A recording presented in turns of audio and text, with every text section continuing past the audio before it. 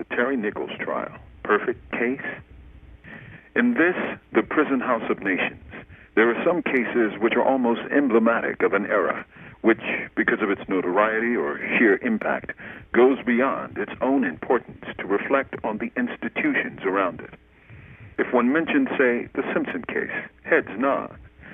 In Rustic, Oklahoma, formerly known as Indian Territory, the trial of Terry Nichols, the man charged in connection with the April 19, 1995 bombing of the federal building in Oklahoma City, faced not one, not two, not three, but a mind-numbing 161 death sentences following his recent convictions of 161 counts of first-degree murder.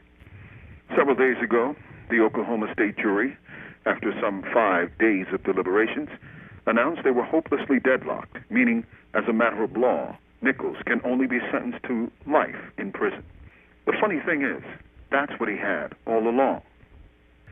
Nichols was convicted in December of 1995 of conspiracy in connection to the bombing and several counts of manslaughter stemming from the deaths of a number of federal officials.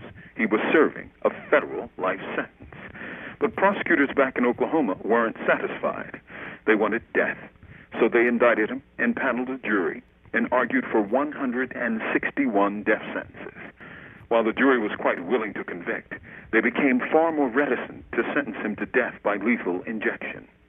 This after heart-rending testimony by relatives of the slain. After 5 long days of deliberations, according to reports, only 7 jurors voted for death, while 5 others were holdouts, opting for life.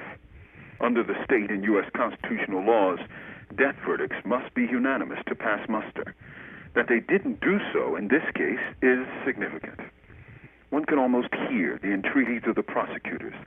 Ladies and gentlemen of the jury, this case, where 161 of your fellow Oklahomans were blown asunder, this is the perfect case. Sure to tug at the hearts of parents was the horrific loss of babies. Yet, it didn't work. I don't claim to know why, for I've read no deep account of the juror deliberations. But the penalty phase defense tried hard to portray Nichols as a religious man, and perhaps that helped. Oklahomans have spent vast sums and steered the passions of its people for essentially nothing. Nichols had life in 1997. He has the same thing now. The state is out $5 million. Perhaps this case is a harbinger of things to come in the ever-political death business. Surely, time will tell. From Death Row, this is Mumia Abu-Jamal. These commentaries are produced by Noel Hanrahan for Prison Radio.